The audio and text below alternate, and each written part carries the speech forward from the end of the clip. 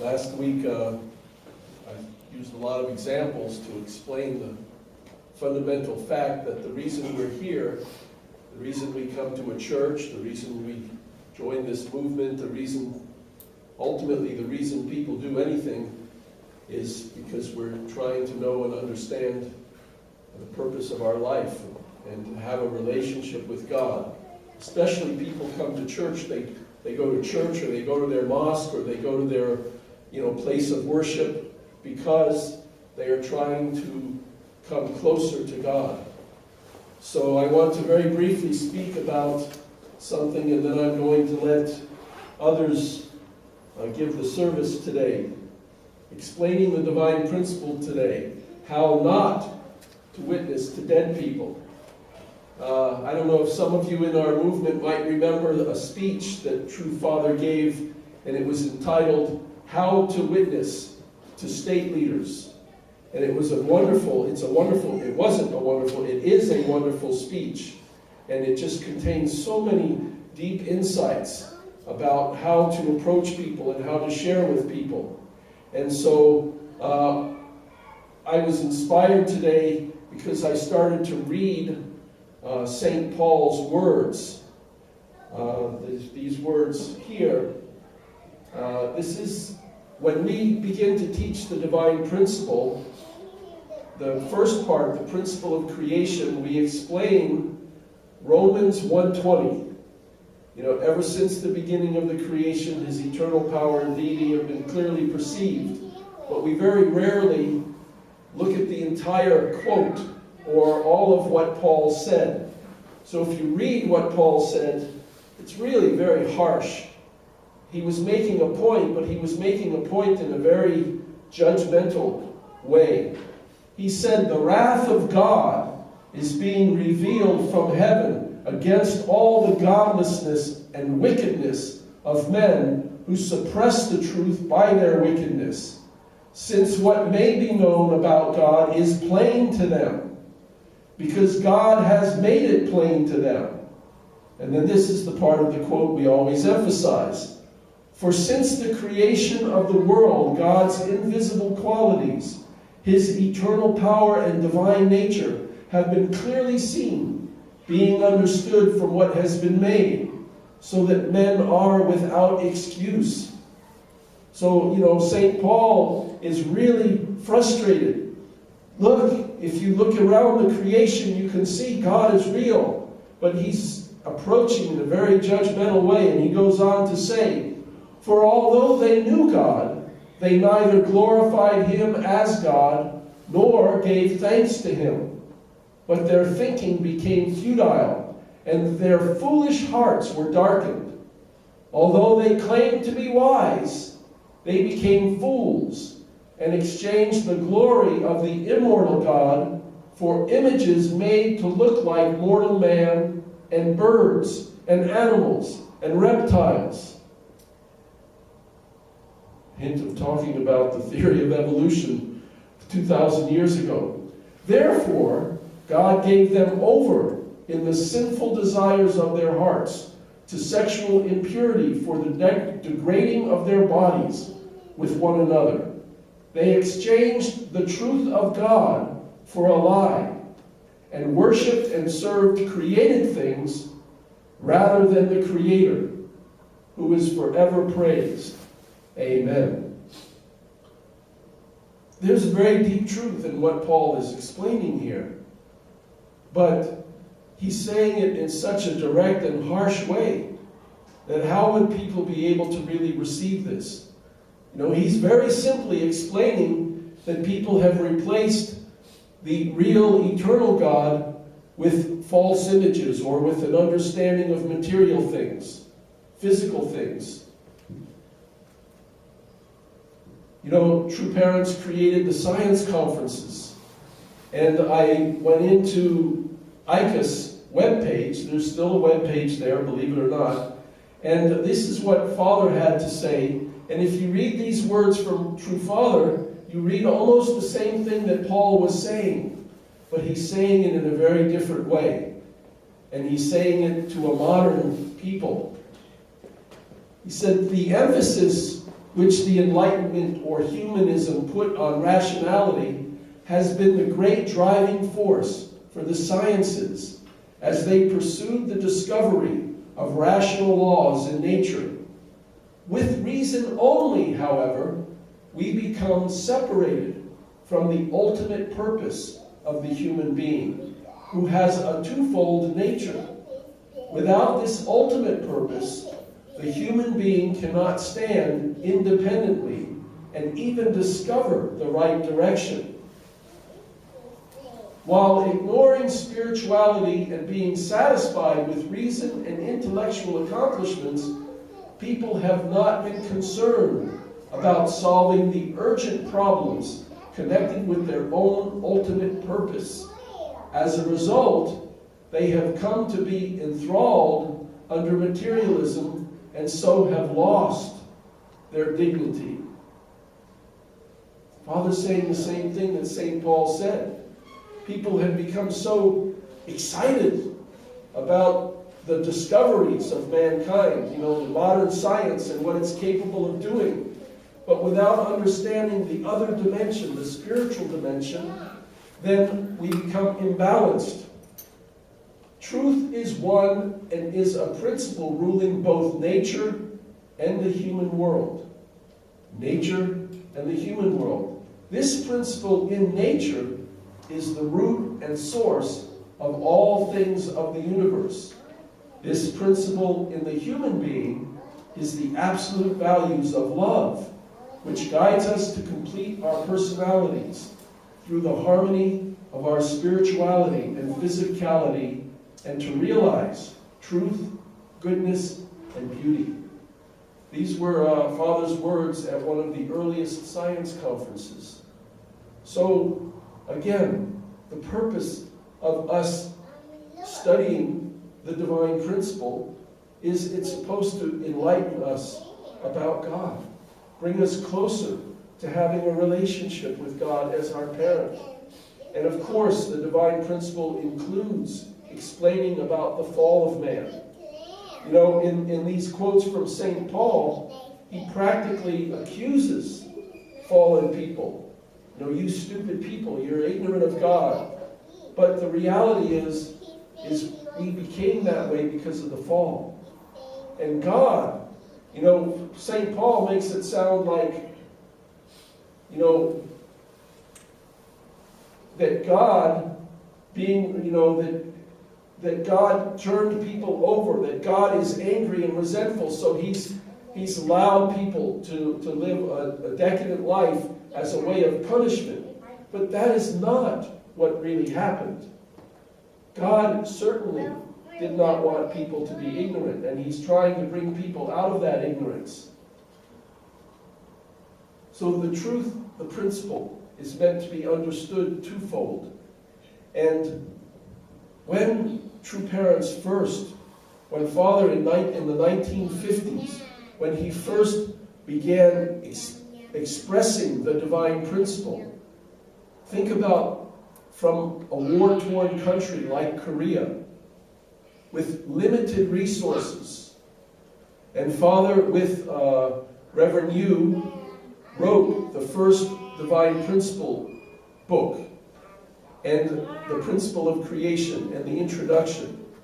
And in writing that, he could only use limited examples to try to explain the principle of creation. But in this day and age, we have an incredible amount of resources to understand the divine principle itself, but especially the principle of creation.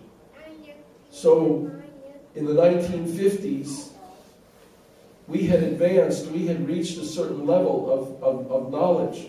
But now, the principle of creation can be explained to us in such a way that we can understand it very clearly, very precisely, very directly. There are several very good resources, and I've decided that this particular resource, this is a very, very new DVD that just recently came out. I discovered it this week. and I quickly ordered it this week and had it sent to my home. This is about the universe we live in and about the earth we live on. This is what modern science has brought us to, understanding and realizing, as a matter of fact, the principle of creation and the fact that surely God exists in the universe. So I want us to watch this DVD. Questions for mankind. The problem which underlies all others is the ascertainment of the place which mankind occupies in nature and of his relations to the universe. Thomas Henry Huxley, 1861.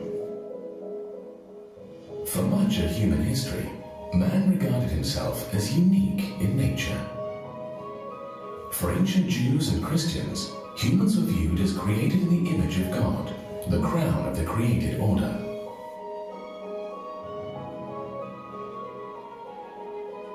For Greeks and Romans, man was the thinking animal, whose rational faculties produced philosophy, mathematics, politics, and the arts. By the 19th century, however, a growing number of people were questioning man's special status. The questioning culminated with Charles Darwin and his theory of evolution by natural selection. According to Darwin and many of his followers, there was no fundamental difference between human beings and other living creatures.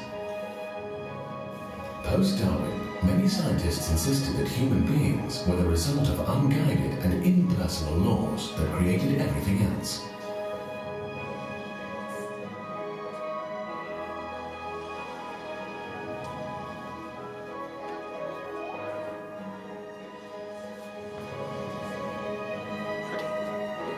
But are human beings really the accidental byproducts of a universe that did not have them in mind?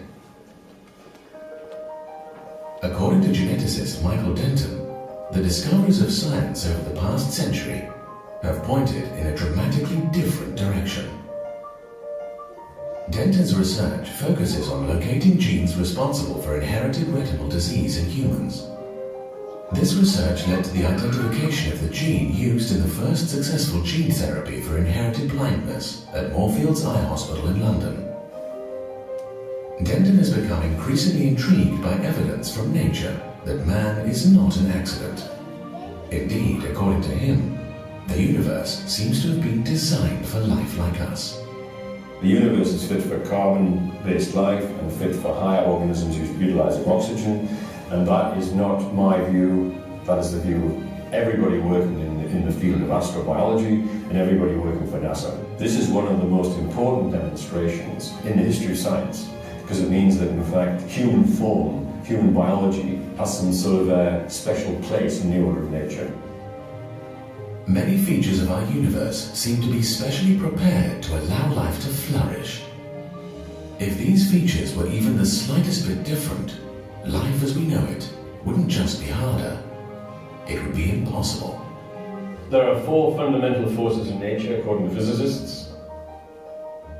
These have to be almost exactly as they are to have stable planets, to have galaxies, and to have Earths like our planet, which lasts for millions and billions of years, okay? If the gravitational force were weaker, stars or galaxies would not be able to form. If the gravitational force was stronger, the universe itself would collapse. If the strong nuclear force was smaller, the only stable element in the universe would be hydrogen. If the strong nuclear force were greater, there would be no hydrogen. Without hydrogen, there would be no water. Without water, there likely would be no life. The atomic elements needed for life to exist are produced inside the nuclear furnaces of the stars. But how do these life-giving atoms get from the interiors of stars to places where rocky planets like Earth can form? It's another amazing story of a universe that seems to have been built just right for life. Well, nature has another trick up its sleeve. It's called supernovae. These are explosions when, in fact, for a short time, one star in a galaxy outshines the whole galaxy, and it explodes. To get the atoms out of the center of the stars, you have to blow up the star and distribute the stuff throughout the universe. The cosmos is seeded, therefore, through these supernova explosions with the atoms of life. Supernovae have to occur in exactly the right way, or they will annihilate life rather than nourish it. Conditions must be exactly right for the explosion of supernova. Too many supernovae and there's no life in the universe. So these strange flicking fireflies of the cosmic night have to flick at just the right rate. Flick too fast, no life, you'll destroy all life in the universe. Flick too slowly, you'll have no carbon to build living things, okay? The number of cosmic factors that work together serendipitously to make life possible has made a powerful impression on many scientists, regardless of their religious beliefs. Sir Fred Hoyle was a leading astrophysicist at Cambridge University. An avowed atheist, Hoyle nevertheless admitted that the evidence of nature itself seemed to point to intelligent design.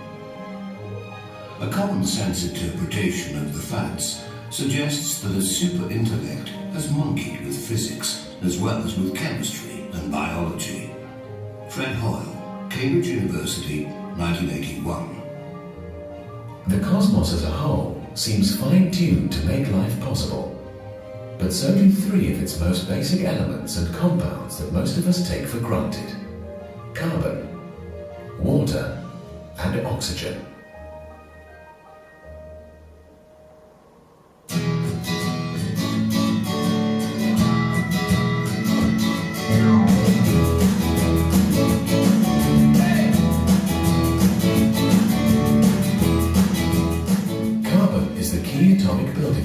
All organic matter, the basis for the molecular machines inside our cells, for the petals of flowers and the bark of trees, for the antlers of elk, and for the skin of a newborn baby.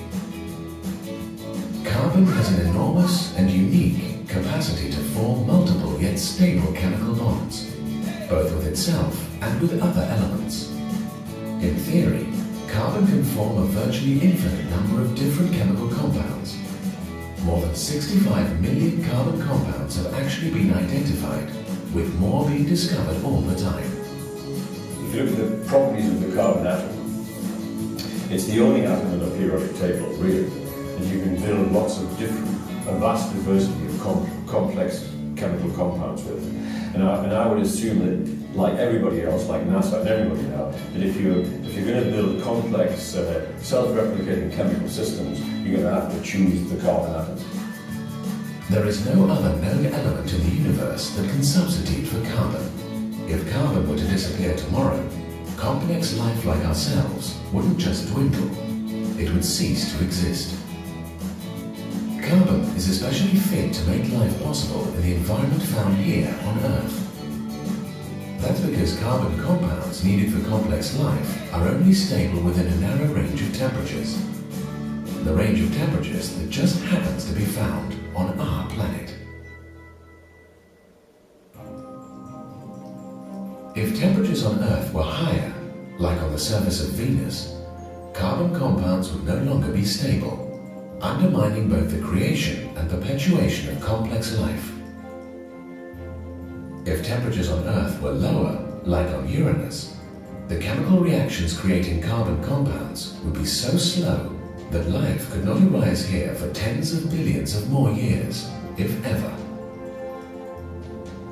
Not only do carbon compounds make life itself possible, they make our current human technological civilization possible.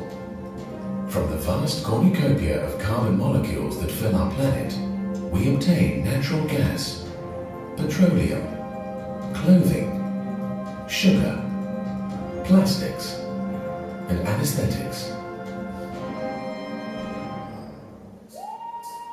Some have proposed that alien life forms might exist based on silicon rather than carbon. But most experts think that idea is the stuff of science fiction rather than science. In fact, the uniqueness of carbon has led one astrobiology textbook to suggest that if aliens were ever to visit the Earth, we should welcome them with carbon-based cakes rather than silicon-based rocks.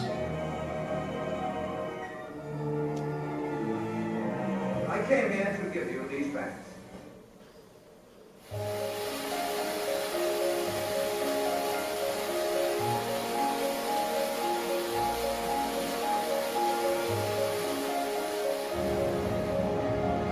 Water is the driving force of all nature. Leonardo da Vinci. It covers nearly 3/4 of our planet, and it's essential for our existence. Water is a thing of wonder and inspiration. It also happens to be uniquely fit for creatures like us. One key feature of water that promotes life is its capacity to act as a universal solvent. Water can dissolve almost anything. This allows it to be an ideal carrier of the many chemicals and minerals we need for life. At the same time, water is less chemically reactive than many other solvents. Sulfuric acid can dissolve minerals, but it also destroys them by reacting with them and making them useless for life. Water dissolves minerals without destroying them, allowing them to carry out their life-giving functions. Water is thus an ideal solvent for life. Another important feature of water that enables life is its low viscosity or thickness. Different liquids can have radically different viscosities. Tar has a much higher viscosity than olive oil, and olive oil has a much higher viscosity than water. Water has one of the lowest viscosities of any common liquid, and its viscosity seems just right to facilitate life like ours. If the viscosity of water were any lower, like the viscosity of liquid hydrogen, the delicate microscopic structures in our cells wouldn't survive when subjected to outside forces. On the other hand, if water's viscosity were even slightly higher, the pumping of blood through the tiny capillaries which permeate all the organs in the body would be impossible, and our circulatory system wouldn't be able to supply enough oxygen or glucose to our muscle tissues for organisms like us to survive. In sum, the viscosity of water seems to be finely tuned for life like us. But perhaps the most striking features of water that make life possible are its thermal properties, which help us deal with the impact of heat. Many biochemical processes essential for life can only operate within a narrow band of temperatures. If the temperature is too high or too low, these biochemical processes cease to function, and life like ours becomes impossible. Thus, maintaining stable temperatures on the Earth and inside ourselves is essential for us to exist. Water is critical to maintaining stable temperatures. Water has a high heat capacity, which means that it can absorb large amounts of heat with only a relatively small increase in its temperature. You can see this in everyday life. Walk barefoot on sand on a hot summer's day, and you'll likely burn your feet. Place your feet in a swimming pool during the same summer day, and the water will only be pleasantly warm. Water's high capacity for absorbing heat helps both our planet and our bodies to maintain a stable temperature range. You have to put a lot of energy into water to change the temperature. That's very convenient. It means it's very easy for warm-blooded organisms like ourselves to maintain body temperature. So that's a property of water which seems specifically fit for beings like ourselves. And there's another property of water which might even be more critical, and that is that in fact the evaporative cooling of water is one of the greatest of any fluid that's known. The human metabolism produces large amounts of heat that needs to be discharged, or the body will overheat and die. The evaporation of water through perspiration is one of the key ways our body gets rid of excess heat. Water is especially fit for the task of cooling us because it absorbs a large amount of heat when it evaporates. In fact, more heat is absorbed by the evaporation of water than by the evaporation of almost any other known fluid at ambient temperatures and pressures. Water is uniquely suited to help us shed excess heat in hot climates. When the outside temperatures exceed the level of your body temperature, other ways of getting rid of heat won't work.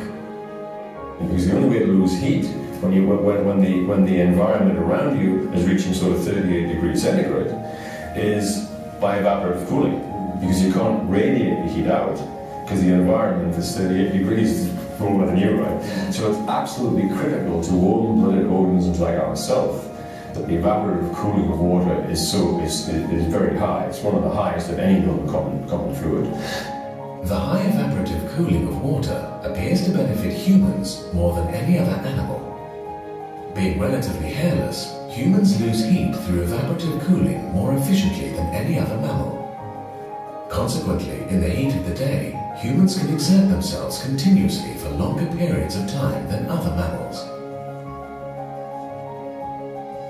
Another intriguing thermal property of water is its peculiar behavior when freezing. Most liquids contract as they freeze, making their solid form denser than their liquid form. Unlike virtually every other liquid, however, water expands when it freezes, making frozen water less dense than liquid water. That's why ice floats. This special property of water helps preserve it in its liquid state. If water acted like most other liquids, oceans and lakes would freeze from the bottom up until there was no liquid left. Most of the Earth would be permanently encased in ice, making life as we know it impossible. Instead, when ice forms on the top of water, it creates a protective lid that insulates the water underneath it from the cold, keeping it in its liquid state and preserving its ability to nourish life.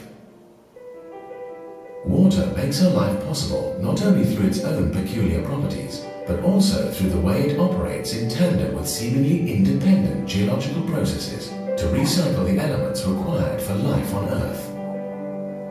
Through the movement of tectonic plates and the action of volcanoes, the tectonic cycle pushes up to the Earth's surface the minerals and other elements needed for life. Then the hydrologic or water cycle dissolves these same minerals and elements through erosion and ultimately deposits them on the ocean floor, where the tectonic cycle can recycle them yet again. And these are two great cogs which work together. The tectonic cycle keeps on recycling the crustal material, and the hydrolytic cycle dissolves the key minerals which are necessary for life and sort of takes them out of the crusts and puts them in the hydrosphere, in the fluids of the Earth. By working together, the tectonic cycle and the water cycle preserve the chemical and physical stability of the Earth's surface environment, enabling life to continue to flourish.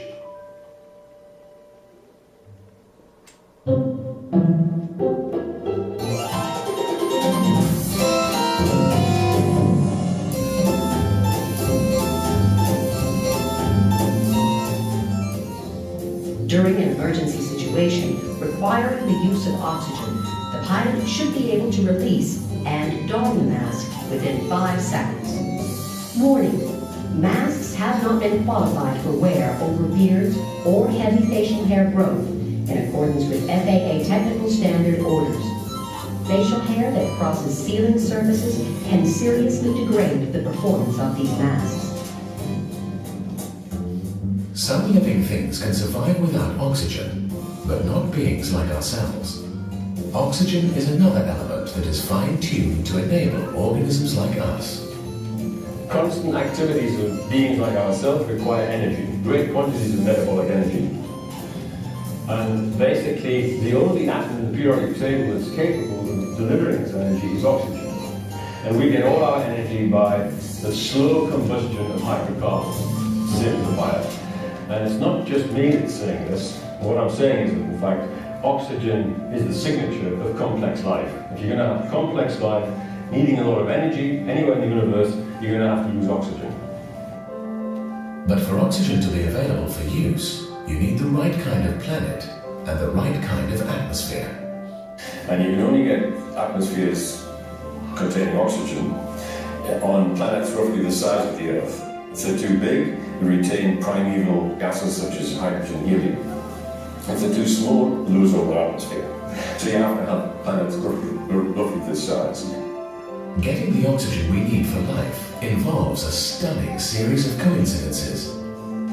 On our planet, plants utilize the energy of sunlight to manufacture sugars and other essential organic compounds. by a process known as photosynthesis. Photosynthesis converts radiant energy from the sun into a form of stored chemical energy that plants can use. But along the way, photosynthesis also generates an important waste product: oxygen. In other words, the same process that supplies the energy plants need just happens to also produce a waste product that supplies energy to humans and many other animals. If that weren't amazing enough, photosynthesis must have access to just the right kind of energy in order to work. And what energy does the photosynthesis need? It's the very small region of the electromagnetic spectrum, which is the visual region. This is the region which powers photosynthesis. In fact, it's light energy. Light energy has the direct characteristics to raise the atoms of organic chemistry to levels for chemical interactions. So light is the right electromagnetic energy for photosynthesis. When you look at the sun, you find the sun turns out nearly all of its energy in the visible spectrum. So the sun is pouring out just the energy you need for photosynthesis. And so the radiant energy output of the sun happens to be in exactly the same region of the electromagnetic spectrum that you need for photosynthesis. The Earth's atmosphere has just the right composition to allow the visible light we need to reach the surface of the planet, while largely absorbing many other kinds of radiation that are dangerous to life. There are an awesome set of coincidences in the atmosphere which happen to allow the light of the sun to come right down to the surface of the Earth, where it can empower photosynthesis. Where miraculously the atmosphere blocks out lots of other forms of radiation and allows the life-giving light to get to the planetary surface to allow photosynthesis to occur, so you can have oxygen. But the amazing thing about the window in the atmosphere is UV, gamma radiation, dangerous radiations are blocked out. And so the light of the sun comes right down to the Earth where oxygen can be manufactured. Other coincidences allow just the right amount of oxygen to exist in our atmosphere, but not more. We need a lot of oxygen. We need 250 mils of oxygen every minute. As you're sitting there, you're breathing there, relaxing, you're using up 250 mils of oxygen every minute. It's incredible. That's the amount of oxygen you need to maintain your energy levels. And to get this amount of oxygen, you need to take it from an atmosphere. And you need about 20% or so oxygen in the atmosphere to get sufficient to feed your metabolic needs.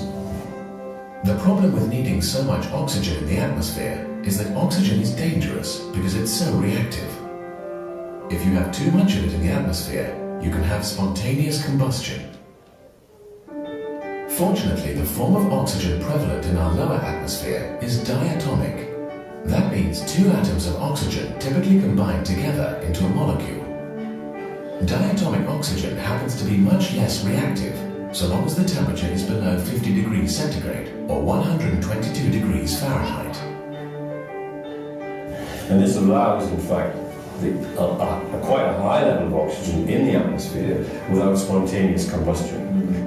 The properties of diatomic oxygen mean our atmosphere has just the right level of oxygen we need for living.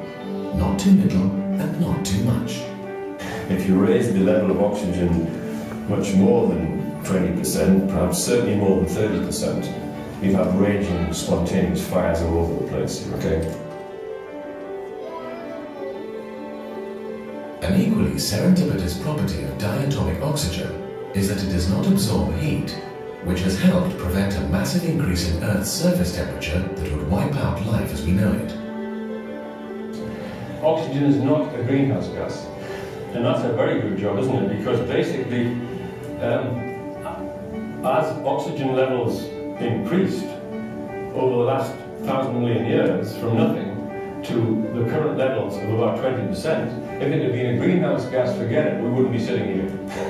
In fact, oxygen absorbs no incoming radiant heat because it's a diatomic molecule. You need triatomic molecules to be greenhouse gases. So let's be very thankful that there's another coincidence here that dioxygen is not triatomic, it's diatomic. It doesn't absorb any heat. So this huge change in oxygen levels in the history of the Earth can occur without any effect on the heat balance of the Earth. So, another one of the coincidences in the properties of oxygen which allow us to be sitting in this room now, breathing this nitrogen gas, okay? So it goes on and on and on. There's one coincidence after another. And as I say, as far as science is concerned, these things facilitate beings like ourselves. And you can say scientifically that in fact the universe is fit for beings like ourselves to use oxygen, right? But I mean, an obvious inference is that this is certainly consistent with traditional design hypothesis, right?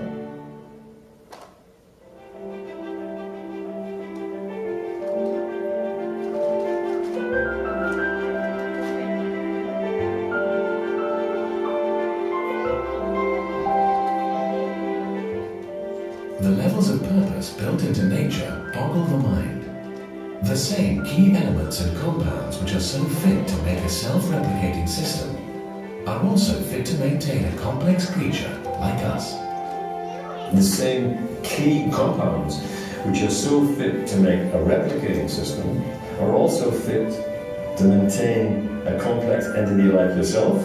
And they're also fit, the same things, water, carbon dioxide, and oxygen, that's also fit to maintain the stability of the environment on a planetary scale. Now that's amazing parsimony. There's wheels within wheels here. But is the exquisite design we see in the elements of nature just a fluke of natural history? Denton does not think so. He notes that carbon, hydrogen, and oxygen were among the very first atoms brought into existence by the stars. Carbon is the building block of living things, and hydrogen and oxygen form water, the matrix of carbon-based life. In his words, it's as if from the very moment of creation, the biochemistry of life was already preordained in the atom-building process, as if nature were biased to this end from the beginning. Humans are privileged to live on a planet where the very elements from which we are made seem pre-planned, not just for the existence of simple one-celled animals, but for large, complex, multicellular organisms like ourselves. Indeed, according to Denton, there are many ways in which humans have been endowed with unique benefits not found in any other animal. Our brains have intellectual powers, including mathematical reasoning, that far surpass the capabilities of other animals. The physical design of the human larynx enables us to utilize a much broader range of vowels and consonants than any other mammal, facilitating sophisticated verbal communication of complex ideas. The human hand is better adapted than any other known appendage for the intelligent manipulation of the physical environment. The human body and mind seem to be optimized in a variety of ways to make us the only animal who can harness the use of fire, which opened the doors to technology. Finally, humans live on a planet that seems optimized for scientific discovery. Our clear atmosphere and location in the galaxy enable many of the observations that have fueled modern science. Humans are not only equipped with the potential for self-reflection and scientific reasoning, they were placed on a planet that allows for that potential to be fulfilled. Far from being insignificant specks living on an insignificant planet, humans are truly a privileged species, inhabiting a home that seems to have been prepared for their benefit. In my view, discovering the fitness of the universe, the unique fitness of the universe for carbon-based life and beings like ourselves is one of the major discoveries of 20th century science and one of the major discoveries of all time in the area of design, religion, science and all these sorts of things. The human form is something significant in the cosmic order, and that's a scientific finding. It's implicit in astrobiologists thinking about looking for carbon-based life somewhere else and looking for oxygen on a planet. The 20th century have shown that human form is not some irrelevance, not some freak of nature. It's deeply significant. For me, I can't think of any discovery that's going to come in the 21st century which could be more significant than this actually. It's a very significant finding. The reality is the reality. This is what This is the age we live in, an age where we can really see it in reality, in fact, experience it. And God is the designer and creator of the universe. From before time began, God designed and created this universe for us. And all God ever really wanted was for us to just realize that and appreciate that. That's all parents ever want from their children, is for them to experience the same kind of joy and happiness that we ourselves experience.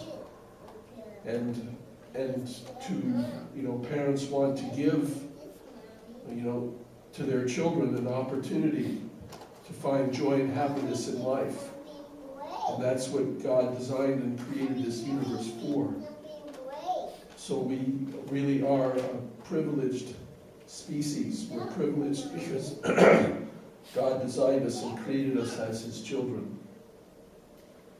So I hope and pray that this point can really ring clearly in your minds and in your hearts. People doubt and they become distracted because of all kinds of terrible things that happen to them, or because of a misunderstanding of reality. Interpreting the facts in a wrong way. But I truly believe that people like this professor Michael Denton and people, this is created and designed by people that are seriously looking at science and the reality of our universe today. These are the people that are on the front line of making breakthroughs in biochemistry and medical research, etc., etc. So you have people like Eben Alexander, a neurosurgeon who has no interest whatsoever in spirituality, but suddenly, by a powerful event in his life, he is thrown into the discussion of the reality of eternal life in the spiritual world, that we didn't get here by accident, but we were designed and created to be here with a purpose. And then you have people like Michael Denton or scientists who come to this realization naturally by their sincere and honest study of the universe and what the universe is teaching us. So I'm continually inspired by these presentations. Most of this is put together by an organization called the Discovery Institute. And I don't know if you noticed it, but one of the people is Dr. Jonathan Wells. And Jonathan Wells is one of our blessed members. He was blessed in 2,075 couples. He has a Japanese wife and children, and he is a graduate of the Unification Theological Seminary, and then he went on to study at Harvard and Yale, and he became a biologist and has written books and papers, and he's a fellow advisor at this institute called the Discovery Institute, that's made up of about 60 or 70 different scientists in many different fields. And they are on the front line of aggressively, challenging ideas and trying to help people see things as they really are, see things clearly, as science has explained. So, again, as a pastor, our purpose is to try to understand and discover about God. But there's no better way to know and understand about God than to really take an honest and close look at the creation and the universe that we live in. And thank God, through the divine principle, through true parents, we can understand not only God's nature and His deity and His purpose for us, but we can also understand what happened, why human beings fell, and how we became separated from God, and how internally, we fell into a state of ignorance, and that fallen nature that prevented us from being able to be humble, being able to see things as they really are. And when we get rid of that fallen nature through the blessing and through this process of the history of restoration through indemnity, then we're liberated. And now mankind is at the verge of being able to just open their eyes and see the reality of God and the universe that we live in. So it's here, it's here for us. So let's, during this is a special time, the end of the year, 2014, no more 19s, it's all 2014. And we're going to enter 2015. So let's use this time to really reflect and pray and make a relationship with God as our eternal parent. And one of the, this is the scientific approach. It doesn't connect to the reality that our life is eternal. Okay, this is not just for here on this earth, but we are destined to experience true joy and happiness in an eternal life, in the spiritual world also. So God didn't just design the physical universe that we live in. The universe that we live in, the physical universe, it's a miracle. It's a miracle. As he explains, so many coincidences, for all of these elements to be able to come to this one planet and to be proportioned into this planet and organized in such a precise and specific and particular way. It's far beyond the mathematical possibilities of coincidence. And that's why even in this modern time, scientists now are looking to life on other planets, thinking that there must have been an external force that brought life to this earth, because it couldn't have just developed by coincidence here. There has to be some kind of an intelligent, of course, some scientists that are resistant to the idea that there's God are trying to think, well, maybe, from other planets, from creatures, But the reality is, it was God. It was the invisible God that designed and created our universe for us. Maybe there is some kind of life on other planets there for us to discover in the future. But our existence did not come from there. Our existence and our allegiance and our relationship and our loyalty and our appreciation should go to God, our parent, our eternal parent. That's, the way we should live our lives. So this universe, so true parents from the beginning, Father always was more than just a religious figure, more than just a preacher. Although he taught so deeply and explained so clearly about the Scripture, about the Bible, about every part of the Bible. But Father saw and had vision far beyond that and understood that God is more than just a God of religion, that God is the God of science, God is the God of reason and logic, God is the God of reality, and we are meant to relate to God physically and spiritually. So that's always our challenge, the unity between the mind and the body, the spiritual and the physical, and that balance.